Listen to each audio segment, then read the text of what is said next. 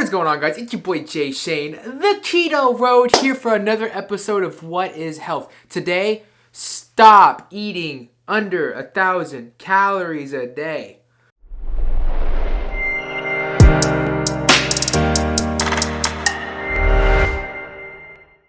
Alright guys, so I can't wait to get in this video. One, it's been a while before we've got a What is Health video. I'm sorry, but they're back.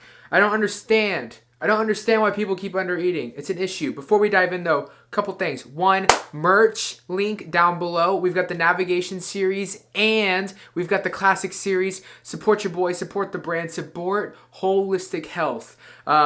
Also, PDF, we have the Build Your Keto Road PDF program, guys. If you want to figure out how to do macros, coaching, workouts, all that stuff, and you just want something simple to walk through, to work through on your own time, get the PDF. It's so worth it. It's $34.99. So go check that out. Links in the description below. All right. I'm so tired of people under eating. It drives me insane, and I have so many thoughts. And what I want to do is I want to walk you through why it's so detrimental. We've had a couple videos about this before, but I feel like the better I get at this, the more educated I get, the more experience I get by working with people, the more I can explain this in a way that's palatable for you, so that you better understand how your metabolism works. So we hear this all the time: calories, calories, calories. But the reality of it is, calories are not the only thing that matters. Yes, you need to be in a caloric deficit to lose weight, 1,000%. But the problem is that this is not taking into consideration your hormone regulation, how your body deals with dieting, how your body deals with the environment in general. Our body is adaptive in nature, meaning it will adapt to the environment that it's in. If you live in the cold for a while, it's going to get way better at keeping your core body temperature higher. If you live in a very hot area, it's going to adapt and get way better at keeping you cool. If you eat a lot, your metabolism will increase, and then it will also store. Your body, if you undereat, will decrease, but it will get to a point where it stops that as well. Our body is adaptive. First thing you have to understand, okay? Now, how does that impact our weight loss? So, if you have person A, and person A is eating 2,000 calories a day, and their base calories is like 3,000. They're in a 1,000 calorie deficit. After a while, their body will downregulate things to make it to where their calorie output is now 2,000. This can be done in many ways. This can be done through removing NEAT, which is non-energy exercise or non-exercise activity thermogenesis, walking, fidgeting, bobbing your head to music, things like that. Your body will slowly, subconsciously start to want to encourage you to stop doing those things because they waste energy. Obviously, if you're a bodybuilder, we're aware of this, and so we would increase caloric burn through upping cardio to counteract how our body's trying to respond to the deficit, right? Other ways that it does this: down-regulating hormones, testosterone, yes, even estrogen. Things like this get down-regulated because they cost calories. Your body's all about energy economy, right? And so if your body is constantly not being fed what it needs to be fed, it will downregulate. And do not think for a second that it's just going to continue to tap into fat stores. Eventually, it will get tired of that. It will get tired of that. Not only that, but it's also going to encourage you to eat more. And so you're going to be craving binge sessions and overconsumption, right? So because there are fitness influencers out there that kind of talk about this idea of like, oh, well, if it's not just calories in, calories out, then why aren't, Jewish people in concentration camps, why weren't they fat or overweight or obese? Why did they get down to skin and bones? I think that that's a harsh example, but I understand where they're coming from. And my answer to that is they didn't have access to food to where they could start binging. So yeah, if you starve yourself and you eat absolutely nothing, you're going to lose muscle and fat continually because your body it can't stop functioning, right? It's going to continue to eat at body fat. It's just that your caloric load, your baseline is going to get a lot lower. If the Jewish people that were in the concentration camps had access once or twice or 3 times a week to an obnoxious surplus amount of food, they would notice they would eat they would have hunger cues to eat twice as much as they're used to eating. And because their baseline metabolism is lowered, they would store a lot more. And so if they binge 2 or 3 times a week and then ate like 1,000 calories, they would over time start to actually gain weight because their caloric load over the course of the week due to downregulation of metabolism and then those hunger cues triggering binges led to an overconsumption in calories, which will lead to storage even though they feel like they're starving all the time. So that's kind of like the situation here. That's the problem with Americans is we force these low caloric numbers, and then when we get the urge to binge or whatever, we overconsume past our now much lower baseline, which creates storage, but we don't eat that way long enough to actually reset our metabolism. So we're literally burning the stick at both ends. So then the question becomes, well, what do you do?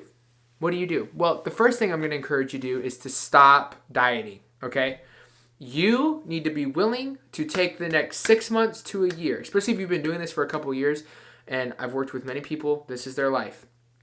You need to take 6 months to a year off, and yes, you might put on some weight, but the healing that you're going to do is going to allow you to get to the overall end goal. You've got to play the long game here. You've got to play the long game. So if you're eating like 1,000 calories a day, my advice would be to figure out what your true baseline is supposed to be. An easy way to do this is assume that it takes 10 calories per pound of your body to carry yourself all day.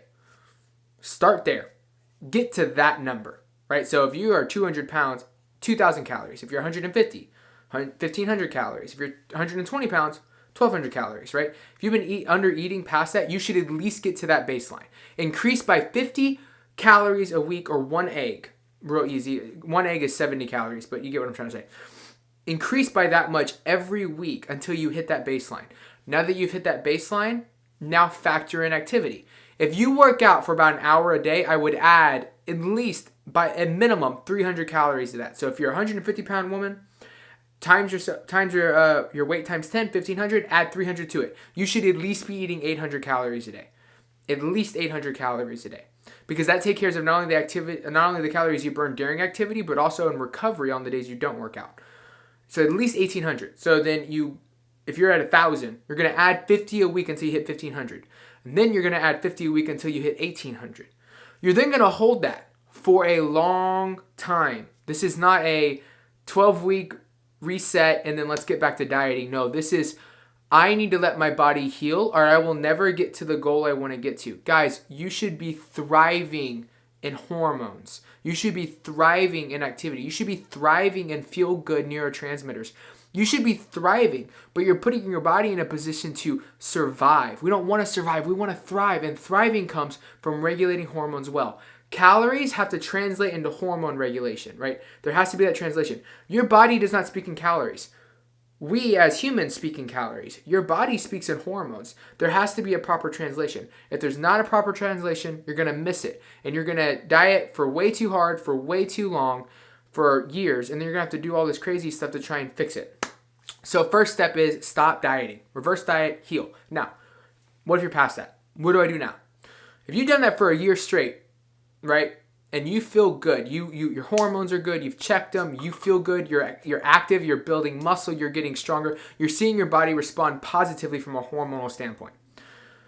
Now what I would do is I would slowly diet down. Don't tank calories. Start at 50 calorie deficit from where you were and kind of work your way down.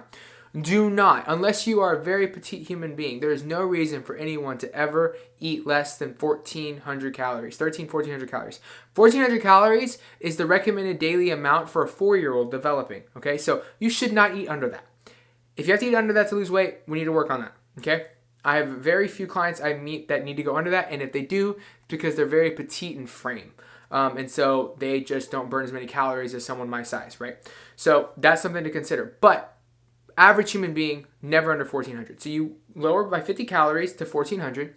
You can stay down in the lower amounts for a little while, couple weeks, but you want to make sure while you're doing that, you're implementing refeeds. You want to stimulate metabolism.